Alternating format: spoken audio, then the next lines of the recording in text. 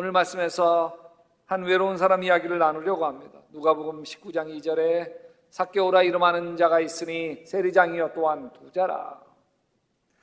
여리고 도시의 세무서장입니다. 그러니까 돈도 있고 권세도 있고 아주 남이 부러워할 만한 건 다 가지고 있는데 외로워요. 외로워.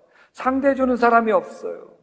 어쩌면 삭개오는 외롭게 자랐을 거예요. 키도 작고 못나서 무시당하면서 자랐을 거예요. 자신이 외톨이에서 벗어나기 위해서 출세하고 성공하는 길이 유일한 길이라 믿었을 거예요. 그래서 안면멀수하고 악착같이 돈을 모읍니다. 그리고 그렇게도 소원하던 성공을 이루죠. 자기가 잘할 때 자기를 무시하던 사람들이 이제 더 이상 자신을 무시하지 않습니다. 못합니다. 그러나 이제 사람들이 자신을 슬슬 피합니다. 아무도 삭개오를 상대해주는 사람이 없습니다. 여러분, 이 세리라고 하는 직업은 아주 이 두 가지 저주받은 직업 중에 하나입니다. 여자로서 저주받은 직업은 창녀였고 남자로서 저주받은 직업은 세리였습니다. 누구도 상대해주지 않습니다. 삭개오의 외로움이 가슴 영혼 사로잡아갑니다. 우울증에 시달리게 합니다. 이제는 사람 만나는 게 두렵습니다. 외로움은 내 마음을 알아줄 사람이 없는 거예요. 나와 마음을 주고받을 사람이 없는 거예요. 이렇게 내 주위에 내 마음을 알아줄 사람이 없을 때 여러분 사람들은 마음이 말라 죽습니다. 또 여기 마음이 말라가는 사람의 한 글 소개해 드리죠. 밑도 끝도 없는 외로움은 항상 늦은 저녁 혼자 있을 때 다가온다. 그리고 아침까지 그 외로움은 이어집니다. 출근하기 전까지 그 외로움은 나의 어깨에서 떠나지 않는다. 출근길을 나서면서 그 외로움은 조금씩 떠나가고 나의 어디선가 숨어버린다. 저녁에 다시 보자는 여운을 남긴 채 회사에서 일을 하면서 밥을 먹고 대화를 하고 그래도 내 속에 나의 외로움은 남아있다. 그냥 그저 그런 만남들, 의미 없는 이야기들. 외로움은 이런 것들을 좀 먹으면서 더욱 커지는 듯하다. 다시 집에 도착해 잠자리에 몸을 기울이면 어느새 내 주변에 외로움이 밀려오기 시작한다. 이 끝없는 외로움은 무엇인가? 혼자라는 존재가 싫다. 이 지독한 외로움이 싫다. 여러분, 마음이 외로움 속에 비쩍비쩍 말라가고 있는 거예요. 여러분, 이혼하고 혼자 지내시는 분들도 있어요. 혼자 살아가는 것이 외로워 보이죠. 저렇게 혼자 사느니 이혼하지 말고 힘들어도 같이 살지 싶은 마음이 들어요. 근데 여러분, 이혼하는 당사자가 몰랐을까요? 혼자 되는 게 얼마나 힘든 일인지 몰랐을까요? 알았어요. 다 알아요. 그런데도 이혼할 수밖에 없는 건 뭐 때문인 줄 아세요? 외로움 때문에 이혼하는 거예요. 외로워서 이혼하는 거라니까. 같이 살아도 마음이 통하지 않아요. 말도 안 통해요. 아니, 외국말 쓰는 것도 아니고 다 한국말 쓰는데 말만 섞으면 싸움이 됩니다. 살을 섞으면서 산지 20년, 30년 됐는데도 외로워요. 지독한 외로움 때문에 숨이 막혀요. 여러분, 갈라섰기 때문에 외로운 게 아니에요. 너무너무 외로워서 갈라선 거예요. 왜 도박 중독에 빠지나요? 외로워서 그래요. 왜 알코올 중독에 빠지나요? 외로워서 그래요. 왜 게임 중독에 빠집니까? 다 외로워서. 이 세상에 참 많은 사람이 옆에 있어도요, 마음 털어놓을 사람이 없어서. 여러분, 삭개오를 외로움이 집어삼키려고 합니다. 그래서 예수님 찾아 나섭니다. 뭐라도 하지 않으면 죽을 것만 같아서 예수님 찾아온 거예요. 외로움이라고 하는 괴물이 자기를 집어 삼켜 버릴 것 같아서 예수님은 찾아온 것이. 삭개오는 예수님이라면 이 지독한 외로움에서 나를 도와주시지 않을까 기대하는 마음으로 오죠. 그런데 이미 예수님에겐 정말 많은 사람들이 몰려들어 있었고 예수님 둘러싸여 있어요. 사람들을 싫어하고 두려워하는 삭개오는 용기가 나지 않습니다. 이 사람들 비집고 들어가야 되는데 예수님 만날 용기가 나지 않습니다. 그렇다고 포기하고 돌아가지도 못합니다. 왜? 자기가 힘들어서. 예수님 무리들이 이렇게 가는 방향을 보니까 저쪽에 이 커다란 돌무화과 나무, 예전 성경엔 뽕나무. 그래서 그 나무 쪽으로 달려가서 나무 위에 올라갑니다. 삭개오는 뭐든지 혼자 해왔습니다. 어떤 사람하고도 어울리고 싶지 않았습니다. 그래서 그냥 돌무화과 나무 위에 올라가서 예수님을 혼자 훔쳐보고 싶었습니다. 그게 편했습니다. 누구도 주목도 받기 싫었습니다. 그 나무 위에는 예수님조차도 삭개오를 쉽게 볼 수 없는 자리입니다. 삭개오는 예수님을 볼 수 있어도 예수님은 삭개오를 보기 힘든 그 나무 속에 삭개오가 자기를 가린 채 예수님 저기서 걸어오는 걸 봅니다. 드디어 예수님이 지나가십니다. 근데 바로 그 나무 밑을 지나가시던 예수님이 삭개오를 향해 고개를 듭니다. 예수님 눈에 나무 사이로 누가 보여요? 삭개오가 보입니다. 아니, 삭개오의 외로움이 보이는 거예요. 여러분, 예수님도 외로움을 아시는 분이죠. 마가복음 3장 21절에 보면 이 예수님의 가족과 친척들이 예수님 보고 뭐라 그런지 아세요? 이 미친놈아, 미쳤다고? 3년 동안 함께 했던 제자들도 예수님 십자가 앞두고 다 도망갑니다. 수제자 베드로는 저주하고 부인합니다. 정말 예수님 그 십자가의 그 고통 속에 더 큰 외로움은 어떤 거냐면 그 마지막 예수님의 이 외침, 엘리 엘리 라마 사박다니, 나의 하나님 나의 하나님 어찌하여 나를 버리시나이까. 예수님은 철저히 외로우셨던 분이에요. 외로운 마음을 아시는 예수님이 돌무화과 나무를 올려다보시면서 삭개오를 부르십니다. 삭개오야, 어서 내려오너라. 오늘 내가 내 집에 묵어야 하겠다. 삭개오야, 너 왜 거기 있니? 너 무슨 문제가 있니? 묻지 않으세요. 문제가 뭔지 다 아시니까. 아무도 찾아오지 않는지 삭개오가 아주 지독한 외로움을 차곡차곡 쌓아놓았던 그 집으로 들어가십니다. 아니, 삭개오의 외로움 속으로 예수님이 들어가신 거예요. 삭개오야, 내 외로움 내가 다 안다. 너 마음 털어놓을 사람 아무도 없지. 많이 외로웠지. 내 마음 내가 다 알지. 그날 삭개오는 예수님을 모시고 집으로 들어가면 기뻐서 안절부절을 못합니다. 너무 좋아서 이렇게 약속하죠. 주님 보십시오. 내 소유의 절반을 가난한 사람에게 주겠습니다. 또 내가 누구에게 강제로 빼앗은 것이 있으면 4배로 갚아 주겠습니다. 예수님이 하라고 시킨 거 아니에요. 재산 내라고 한 것도 아니에요. 예수님이 자기의 외로움을 알아주시자 아까운 게 하나도 없는 거예요. 너무 외로움이 좋을 사람은 아무도 없습니다. 다 외로워서 술을 찾고 외로워서 일부러 일을 만들어 바쁘게 살아가려고 하죠. 다 외로움을 잊으려고 하는. 근데 여러분, 하나님은 우리를 외로움 속으로 몰고 가실 때가 있어요.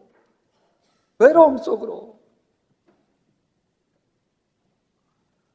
삭개오는 외로움에 눌려 살아야 했어요. 근데 그 외로움 때문에 예수님을 찾아갑니다. 삭개오를 예수님에게 인도한 건 어떤 사람이 아니에요.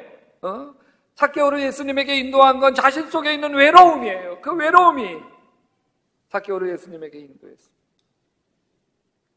모세는 애굽의 왕궁에서 공주의 아들로 자랍니다. 그곳에서 다른 왕자들과 공부도 하고 무술도 익히고 신나게 뛰어놀죠. 그런 모세를 하나님은 애굽의 관리를 쳐죽이는 사건을 통해서 광야로 내보내십니다. 외로운 광야, 쓸쓸한 광야, 그 광야로 내보내시는 거예요. 40년 잊혀진 채 살게 하십니다. 광야 40년, 이제 80이 된 노인이 모세가 양떼를 몰고 터벅터벅 호렙산 기슭을 걸어가고 있습니다. 그런데 가시떨기나무에 불이 붙어 있는 거예요. 아이고, 어떻게 저렇게 불이 붙었나? 금방 탈 줄 알았어요. 몇 단 다 타버릴 줄 알았어. 그런데 꺼질 줄 알았는데 계속 켜져 있는 거예요. 저게 뭐지? 그래서 가까이 가는데 그때 하나님의 음성이 모세야, 모세야, 이리로 가까이 오지 마라. 내가 서 있는 곳은 거룩한 땅이니 너는 신을 벗어라. 외로움밖에 없는 광야, 외로움이 다인 광야. 그곳에서 모세는 하나님을 만나. 외로울 틈도 없던 이 애굽 왕궁이었다면 모세는 하나님을 만나지 못했을 거예요. 야곱도 마찬가지예요. 외로움밖에 없는 그 강야에서 돌베개 홀로 잠을 잘 때, 그때 사닥다리 왔다 갔다 천사 오르락 내리락 하는 그 자리에서 하나님 만나. 여기 엘리야도 마찬가지예요. 로뎀나무 밑에서 나 혼자뿐입니다. 죽여주십시오. 그럴 때, 그때 하나님의 음성을 듣습니다. 여러분, 외로움이 뼛속 깊이 밀려올 때, 그때 조용히 하나님을 바라볼 때인 거예요. 사단은요, 우리를 외로움 잊어버리는 길로 안내합니다. 술에 빠져보십시오. 도박에 빠져보십시오. 인터넷 게임에 빠져보십시오. 외로움을 잊을 수가 있습니다. 그러나 술이 깨고 나면 더 커져버린 외로움이 쓰라리게 밀려오고 더 깊이 중독의 길로 빠져들어갈 수밖에 없습니다. 여러분, 사단은 절대로 우리를 축복하지 않습니다. 외로움을 잊으라고 쾌락의 길로, 더 망하는 길로 우리를 안내할 뿐입니다. 그러나 하나님은 외로움을 사용하십니다. 깊고 깊은 내 영혼의 외로움을 사용하셔서, 그래서 하나님은 바라보게 하고 외로운 내 마음 만져주시는 하나님의 손길을 경험하게 하십니다. 그럼 뿐만 아니라 하나님은 외로움 속에서 우리가 우리 자신을, 나 자신을 만나게 하십니다. 호렙산 떨기 나무 아래서 모세는 애굽에 신음하는 이스라엘 백성들을 해방시키라는 사명을 받게 될 때 이렇게 모세가 사양합니다. 제가 뭐라고 감히 바로에게 가서 이스라엘 백성들을 이끌어냅니까? 여기 제가 뭐라고 하는 말 속에는 몇 가지 의미가 담겨 있습니다. 하나는 나 살인자예요. 살인자. 바로 앞에 그냥 갈 수 있는 평민이 아니에요. 살인자예요. 바로가 잡아 죽이려고 하는 살인자예요.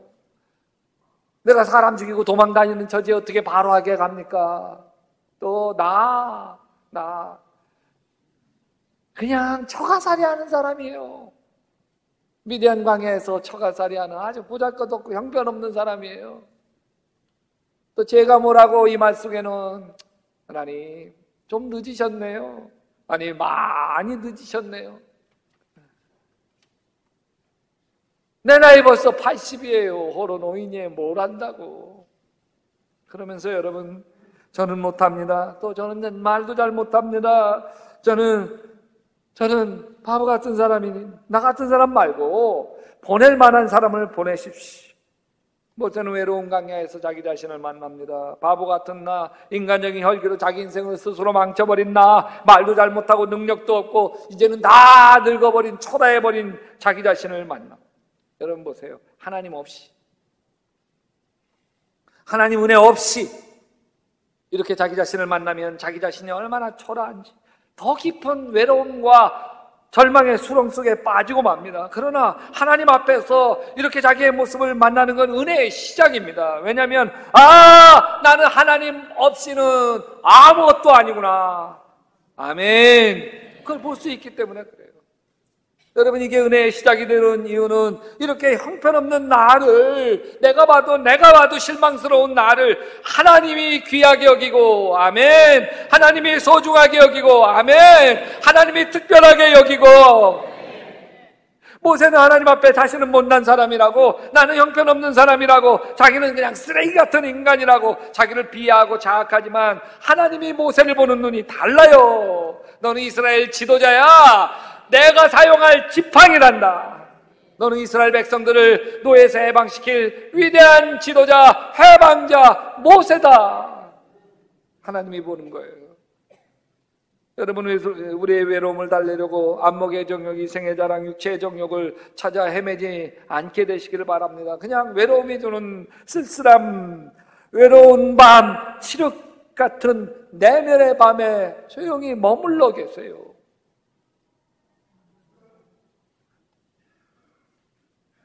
여러분, 밤하늘의 별을 좀 보셨어요? 별이 보여요? 이 도시에서는 별을 볼 길이 없어요. 여러분 휴가에 좀 시골에 가시면 별을 좀 보나요? 특히 달이 있는 때는요, 그냥 달만 보세요. 별 못 봐요. 달이 없을 때 기회입니다. 그러면 여기 머무는 숙소에 불도 다 꺼야 돼요. 그렇지 않으면 이 별을 보기가 어려워요. 그뿐만 아니라 여러분, 이렇게 불 다 끄고 깜깜한 데서 보면 별이 많이 보여요. 많이 보여요. 근데 쏟아질 듯 많은 별을 보는 방법이 있어요. 그건 어떤 거냐면 일부러 더 어두운 곳 있잖아요. 깜깜한, 오히려 창고 그냥 아무것도 안 보이는데 거기에 눈을 두고요, 한 2분, 3분 그 어두운 진짜 아무것도 안 보이는 것을 응시하세요. 눈 감으면 안 되고요, 눈 뜨고 응시해 보세요. 그러면 동공이 크게 열려요. 그럼 얼른 나와가지고요, 하늘을 딱 보시면요, 그 순간 여러분 미세먼지 같은 별들도 보여요. 마치 구름이 다 껴있는 것 같아요. 그러다 보면 은하수 보는 거예요. 여러분, 그 별이 쏟아지는 거는 칠흑 같은 어두움 속에서 보이는 거예요. 칠흑 같은 내 인생의 외로움 속에서 별이 쏟아지는 아름다운 나 자신을 만날 수 있는 거예요. 그래서 여러분, 첫 번째로 외로움의 시간은 있는 모습 그대로 나를 바라볼 수 있는 시간입니다. 내가 누군지, 내가 행복할 때는 언제였는지, 내가 나 자신이 자랑스러울 때가 언제였는지, 내가 억울할 때가 언제였는지, 속상할 때가 언제였는지, 내 마음을 들여다볼 수 있는 시간, 외로움의 시간이에요. 내가 무엇 때문에 힘들어하고 있고 무엇 때문에 불안해하고 있는지. 두 번째로 외로움의 시간은 나를 다독일 수 있는 시간입니다. 다른 사람에게 잘 보이려고 눈치 보고 애쓰던 나를 위로하는 시간이에요. 경쟁사회에서 도태되지 않으려고 발버둥 치고 그러다가 이리 상처받고 저리 상처받은 나 자신을 내가 어루만져주는 시간이에요. 괜찮아. 너는 내 모습 그대로 괜찮아. 너는 내 모습 그대로 사랑스럽고 소중한 사람이야. 자신을 다독이는 시간이에요.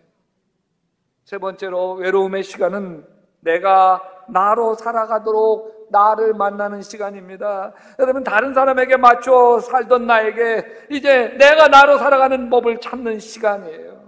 나는 다른 사람보다 괜찮은 사람이 되려고 발버둥 칠 필요가 없습니다. 아니, 내가 다른 사람처럼 되려고 애쓸 필요도 없습니다. 나는 내가 되면 돼요. 내가. 나는 원래 괜찮은 사람이잖아요. 우리는 하나하나 다 하나님의 형상대로 지음을 받은 소중하고 괜찮은 사람이에요. 그래서 다른 사람 기대에 맞춰 살 필요가 없어요. 나는 나로 살아가면 됩니다. 그래서 외로움의 시간은 내가 더 나은 내가 될 수 있는 초로의 시간입니다. 네 번째로 외로움의 시간은 하나님의 눈으로 나를 보게 되는 시간입니다. 다른 사람의 눈으로 나를 보게 되면 내가 초라하죠. 바보 같아요. 무능합니다. 못 배웠고 가난하고 별 볼 일 없어요. 다른 사람이 나를 보는 눈은 어느새 내가 나를 보는 눈이 되어버려가지고요, 남이 나를 책망하기 전에, 남이 나를 비하하기 전에 내가 나를 비하하면서 살아. 이 바보 같은 놈. 그러나 외로움의 시간은 하나님의 눈으로 나를 보는 시간이에요. 너희 하나님 여호와가 너희 가운데 계시니 그는 구원을 베푸실 전능자시라. 그가 너로 말미암아 기쁨을 이기지 못하시, 너를 잠잠히 사랑하시, 너로 말미암아 즐거이 부르며 기뻐하시리. 너 좋다 이런 거예요. 너 괜찮다 이런 거예요. 너 때문에 나 행복하다 이런 거예요. 마태복음 3장 17절에서는 이는 내 사랑하는 아들이요 내 기뻐하는 자다. 한번 같이 할까요? 시작. 이는 내 사랑하는 아들이요 내 기뻐하는 자다. 여자들은 좀 난리해야죠. 이는 내 사랑하는 딸이요 너는 내 딸이란다. 내가 너와 함께한다. 너 소중해. 여러분, 외로움 속에서 우리는 하나님도 만나고 외로움 속에서 우리는 정말 괜찮은 나를 발견하게 되어집니다. 미국 샌프란시스코 그 앞바다에 조그만 섬이 있는데 그 섬에 아주 중범죄자 교도소가 있는 모양이에요. 이제 그 앞바다 이렇게 육지가 보이니까 저기 바닷물에서 헤엄 잘 치는 사람 같은 경우는 저거 금방 헤엄쳐 나갈 것 같아서 탈출을 시도하는데 금물살이 있어가지고요. 그래가지고서 성공한 사람이 아무도 없어요. 근데 그 해변에 팻말 하나가 써 있는데 당신이 이 섬에서 나가는 방법은 헤엄쳐 나가는 방법이 아니고 유일한 길, 이 섬에서 나갈 수 있는 유일한 길은 당신이 변화되는 길이다. 우리가 이 외로움의 감옥에서 나가려고 하는 건 탈출해서 도망가서 헤엄쳐서가 아닙니다. 유일한 방법은 이 외로움 속에서 하나님 만나고 이 외로움 속에서 자기 자신을 만나는 거예요. 한 청년이 3박 4일 영성훈련 프로그램에 왔습니다. 근데 또래 청년들과 어울리지를 못하는 거예요. 늘 외톨이처럼 겉돌아요. 이틀이 지나도. 그래서 제가 다가가서 상담을 시작했습니다. 중학교 때 왕따 당한 경험이 있어요. 뚱뚱하다고 가장 놀림받고 돈 빼앗기고 따돌림 당하고 그래서 막 그냥 죽고도 싶었고 죽이고도 싶었지만 용기가 없고 분노를 속으로 삼키며 살았어요. 이제 청년이 됐어요. 여기 중학교 괴롭히던 친구들은 다 이제는 멀어졌어. 그런데 그 상처는 마음에 남아서 또래 친구들과 잘 어울리지 못한. 그래서 여러분, 제가 꼭 안아주면서 너 너무 고통스러웠구나. 참 죽을 만큼 너 많이 힘들었구나. 이 덩치 커다란 녀석이 제 품에 안겨서 훌쩍거리더라고. 기도하자. 하나님, 이 형제가 왕따를 당해 학교 가는 게 두렵고 밤의 꿈속에서도 악몽에 시달리며 죽고만 싶었습니다. 그런데 하나님 아버지, 이 형제가 따돌림 당할 때 하나님 어디 계셨어요? 이 형제가 자기 괴롭힌 놈들 다 죽이고 나도 죽어버리자고 울분을 토할 때 하나님 어디 계셨어? 사랑하는 이 형제가 하나님 아버지의 마음을 알게 하시옵소서. 막 그렇게 기도해 주는데 그 순간 제 입에서 방언이 나오기 시작하면서 방언 통역을 하며 기도해 주기 시작했습니다. 그 통역한 내용은 이런 거예요. 이 아들이 괴로워 가슴을 칠 때 나는 가슴을 찢었단다. 이 아들이 고통스러워 눈물을 흘릴 때 나는 피눈물을 흘렸단다. 이 아들이 죽고만 싶었을 때 나는 십자가에서 피투성이 되어 이 아들을 대신해 죽었단다. 그 방언 통역을 하며 기도해 주는데 나도 흐르는 눈물을 걷잡을 수가 없다. 하나님, 사랑하는 이 아들을 안아주시옵소서. 주님이 얼마나 이 아들을 사랑하는지 이 아들이 느껴지도록, 그래서 그 깊은 중학교 때 받은 그 깊은 상처가 씻어지도록 주님께서 안아주시옵소서. 여러분, 오늘 삭개오가 누군가요? 내가 삭개오 아닙니까? 이 거칠고 험한 세상을 살면서 어느새 내가 삭개오 되어 있지 않습니까?